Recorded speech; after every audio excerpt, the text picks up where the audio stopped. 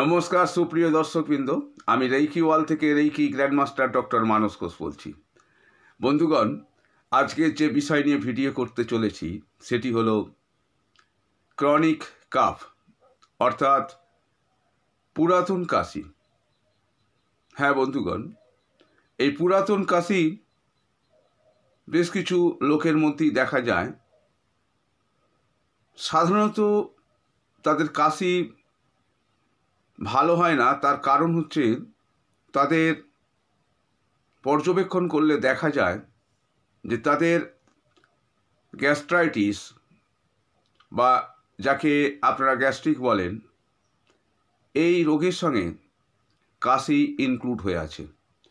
সেই কারণে তাদের কাশিকে সহজে সারানো যায়নি। তো বন্ধুগণ,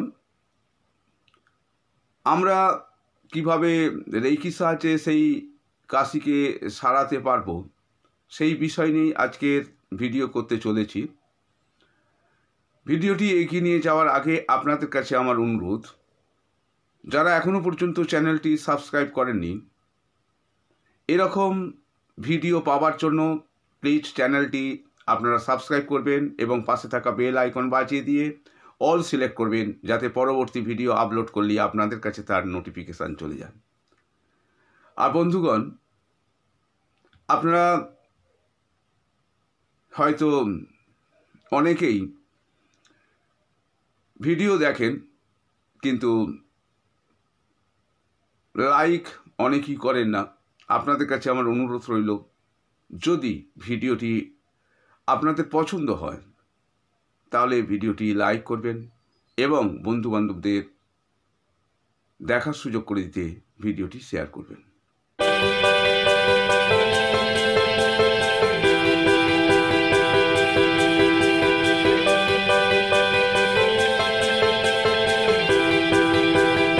বন্ধুগণ, কাশি যদি ড্রাই কাফ হয়, শুকনো কাশি হয়, তাহলে সেক্ষেত্রে জানবেন আমাদের ফ্যারিংস এফেক্টেড হয়েছে। তাই সেক্ষেত্রে আমরা যদি ফ্যারিংসে রেইকি দিই তাহলে আমরা কাশি থেকে মুক্তি পাব। ফ্যারিংসে রেইকি দেওয়ার জন্য আমাদের রেইকি দিতে হবে বিশুদ্ধ চক্র। এই বিশুদ্ধ চক্রে আমরা যদি রেইকি দিই তাহলে আমরা ড্রাই কাফ থেকে মুক্তি পাব। কিন্তু যেখানে পুরাতন কাশি মানে শুধু ফ্যারিংসে দিলে চলবে না, সেখানে আমাদের ইসোফেগাসেও দিতে হবে। এখানে তার মানে ফ্যারিংস এবং ইসোফেগাস এই দুটি জায়গায় রেইকি দিতে হবে। ফ্যারিংসে রেইকি দেওয়ার জন্য আমরা বিশুদ্ধ চক্রে দেব এবং ইসোফেগাস যেহেতু এফেক্টেড, যারা গ্যাস্ট্রাইটিসে ভুগছেন, গ্যাসের সমস্যা যাদের আছে, তাদের কাশি সহজে সারতে চায় না, সে কারণে তাদের রেইকি দিতে হবে ইসোফেগাসের জন্য অনাহত চক্রে। এছাড়া স্টমাকে আমাদের রেইকি দিতে হবে, তার জন্য আমাদের রেইকি দিতে হবে মণিপুর চক্রে, অর্থাৎ নাভি থেকে 2-3 আঙুল উপরে। এবং আর একটি পয়েন্টে আপনাদের রেইকি দিতে হবে, সেটি হচ্ছে অল চক্রকে ব্যালেন্স করে যে সেই চক্রটি হচ্ছে আমাদের 2 ভ্রুর মাঝে যে থার্ড আই চক্র আছে, এই থার্ড আই চক্র রেইকি দিতে হবে। তাহলে আমরা কোন কোন জায়গায় রেইকি প্রয়োগ করব?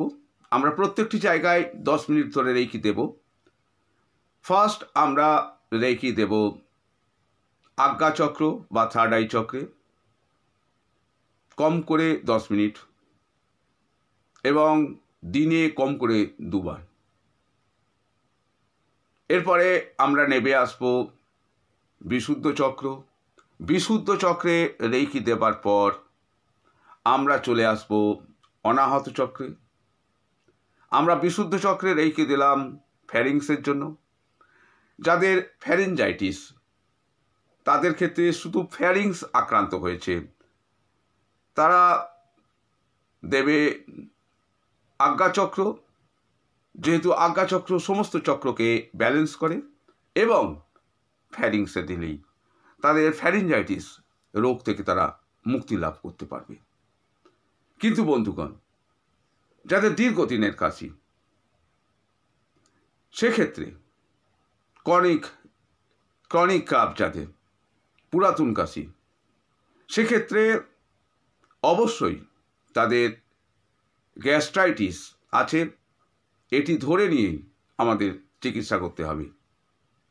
সেক্ষেত্রে আমরা 4টি জায়গায় রেইকি দেব।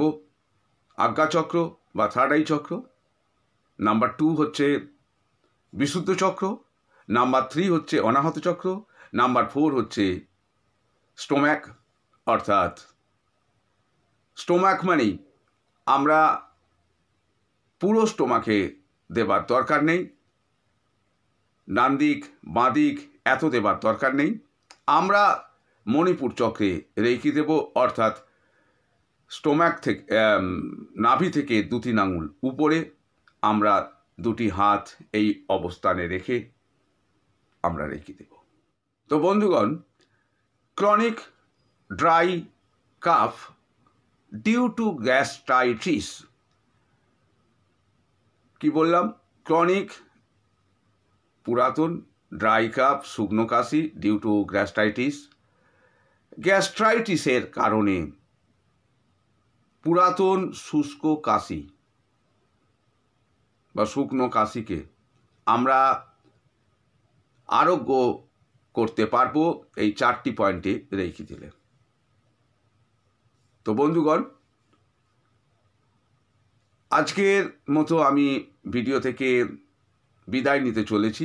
যারা রেইকি শিখতে আগ্রহী, তারা স্ক্রিনে দেওয়া নাম্বারে আমার সঙ্গে ফোন করতে পারেন আমাকে, অথবা আমার সঙ্গে ওই একই নাম্বারে হোয়াটসঅ্যাপেও জানাতে পারেন। আমি উসুই রেইকি, হলি ফায়ার রেইকি, ক্রিস্টাল রেইকি, করুণা রেইকি, মানি রেইকি, এঞ্জেল থেরাপি শিখিয়ে থাকি। তার সঙ্গে সঙ্গে আমি শিখিয়ে থাকি প্রাণী কিলিং, এবং যারা রেইকির মাস্টার টিচার আছেন তাদেরকে 18 লেভেল পর্যন্ত রেইকির গ্র্যান্ড মাস্টারশিপ করিয়ে থাকি। তো বন্ধুগণ, আজ এই পর্যন্তই। আপনাদের ভালোবাসা ও শ্রদ্ধা জানিয়ে আজকের মতো বিদায় নিচ্ছি। নমস্কার।